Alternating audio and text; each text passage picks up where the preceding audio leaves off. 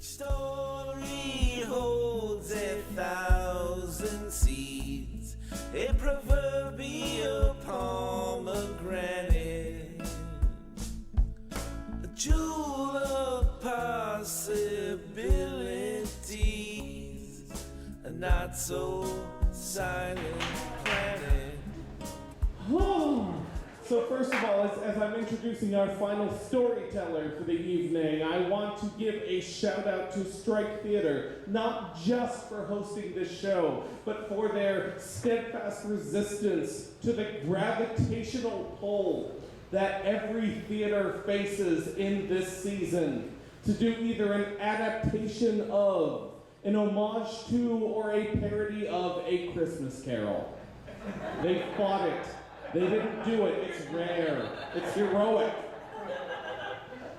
And nevertheless, the holiday season would not be complete without a ghost story of some kind. And along those lines, please welcome to the stage your final not-so-silent planet storyteller of the evening, Mr. I'm making eye contact with you. Have I given you sufficient notice? Mr. Pat Harrigan.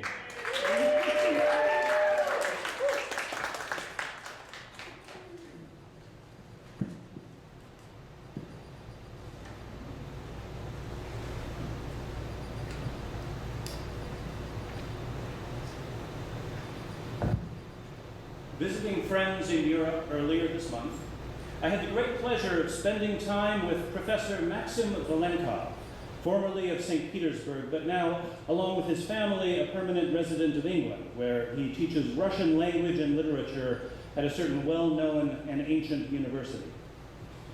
Being thoughtful and easy of manner, Professor Valenkov's holiday parties are well attended by his students and colleagues, and I had the pleasure of witnessing in his rooms the life of the mind in full, albeit subdued, display.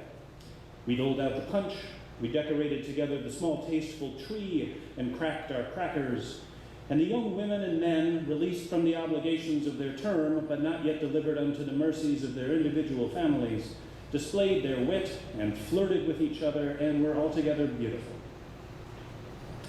After a time, everyone departed, and I found myself nearly alone in Professor Valenkov's chambers. The professor himself left to comfort his granddaughter, who had been woken by the noise of the party and was suffering from night terrors. But we would breakfast together in the morning, he said. As a winter storm was raging, I would, of course, stay the night on the sofa, comfortable enough with the fire drawn up, and not the first time I had imposed on the professor's hospitality in this way. So it was that I found myself unexpectedly alone with the elderly Professor James, to whom I had not been introduced during the party. He sat down across the table from me, and in the light of the fire we grew acquainted. Professor James proved a sharp and witty man, a born storyteller, and if I cannot perfectly remember the tale he told me that night, it reflects more on myself, it had been a long evening, I beg your indulgence, than it does on the professor.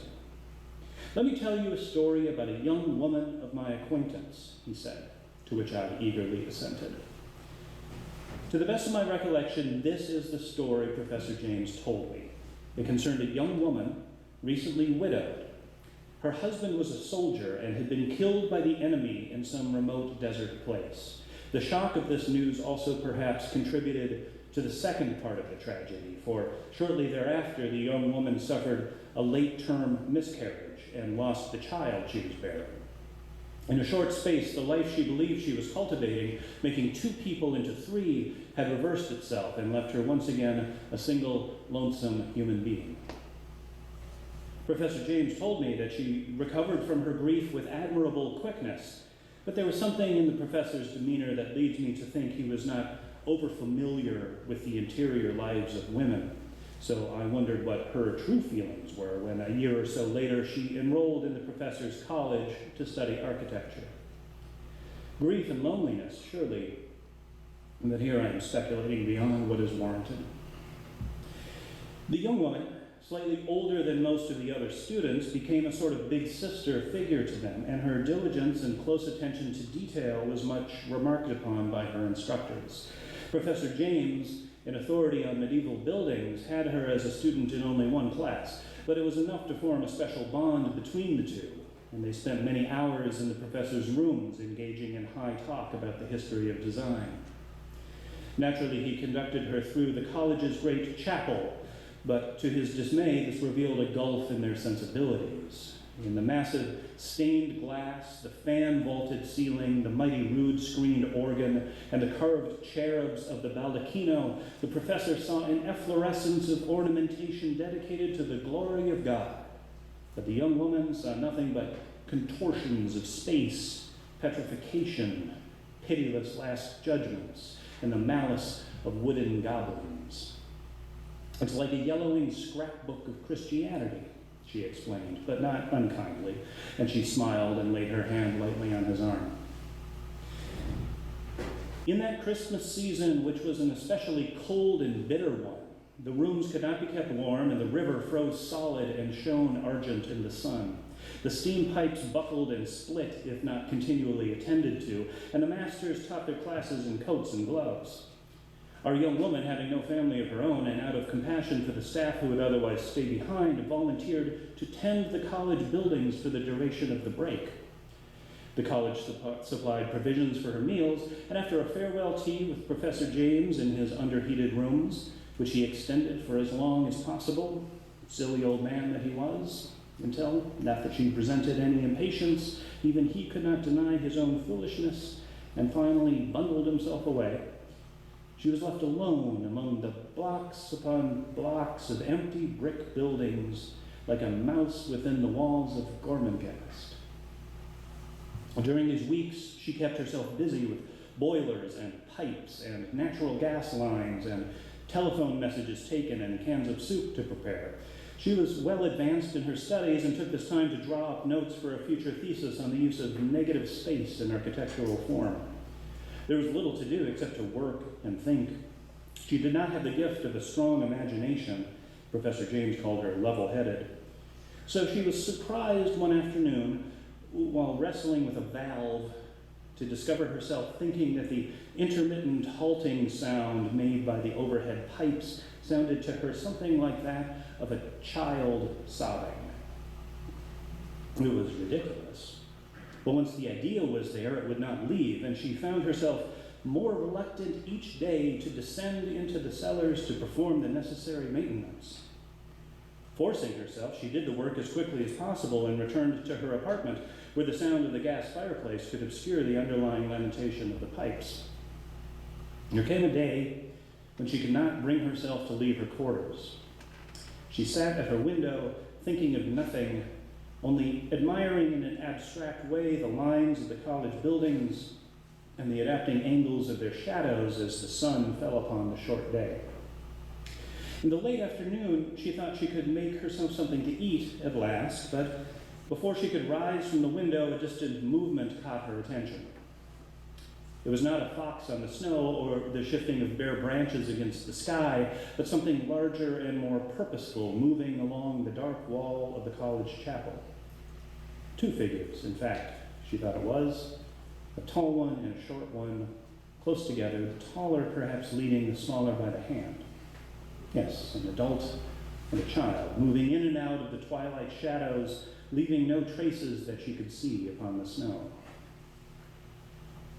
Soon the glare from her lamps upon the gathering frost began to obscure the view from the window, and she lost sight of the figures, so she extinguished all the lights and sat, unmoving in the cold and noiseless night, peering in vain to see where they had gone. She made no guess as to their destination and held in her own breast no anticipation or fear, but instead the calmest of all possible hearts. The noise from the pipes began again, but only softly, as if whoever had been weeping was finally falling asleep.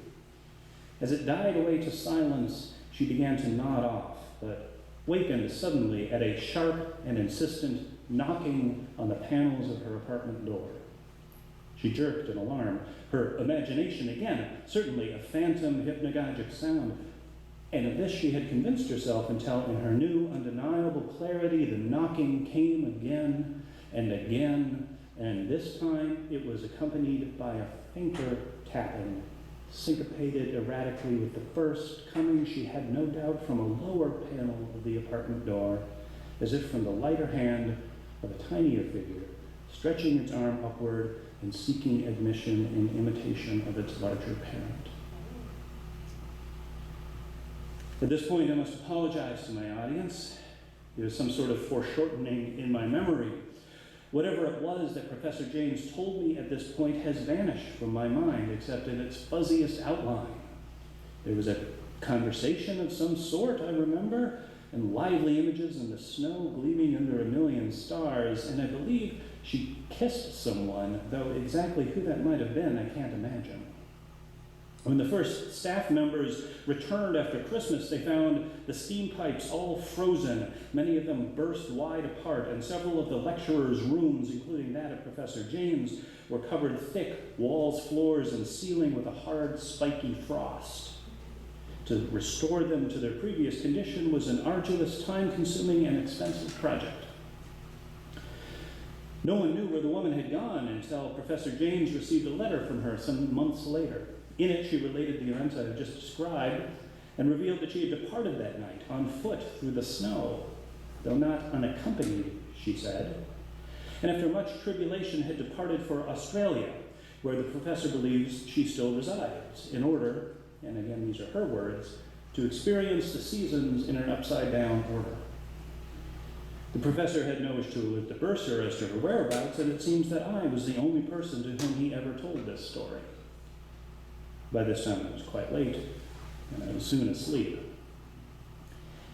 In the morning, alone in Professor Volenkov's lodging, frost and snow screened the windows from the sun, and the fire was extinct, so I awoke somewhat dispirited into a weak and indifferent blue light. My friend soon collected me for breakfast. His granddaughter left sleeping in the arms of some relative, but he made no mention of Professor James, and I did not ask about him. At the station, Volenkov and I made our pleasant goodbyes. Later that afternoon, departing from the train and about to hail a taxi to the airport, I encountered a woman on the street pushing a baby carriage. They call it a pram over there. She was unkempt, clearly in distress, and begging for money. I gave her what cash I had on me and leaned down to see her child. But when I shifted the blanket, there was no child there, but something ugly carved out of wood. It had a stink to it, like something rotten, newly thawing, and it had silver nails pounded in where the eyes should be. She thanked me in a groveling, embarrassing way for the few pounds I had given her, and after a long and terrible flight full of bad dreams about the future and a grinding ride through this evening's snow, I have arrived just in time, it seems, for my appointed hour in front of you at this lectern, my friends. With the light the way it is here on the stage, I have no way of evaluating your reaction, but I hope that these remarks have met with some measure of your approval. And although the winds are blowing even a little stronger, I think I will still wish you, each and every one of you, another season of happy holidays. Thank you. Good night.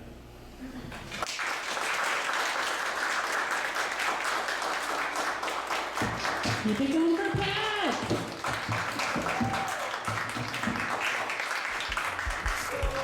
He holds 1,000 seeds, a proverbial pomegranate, a jewel of possibilities, a not so silent planet.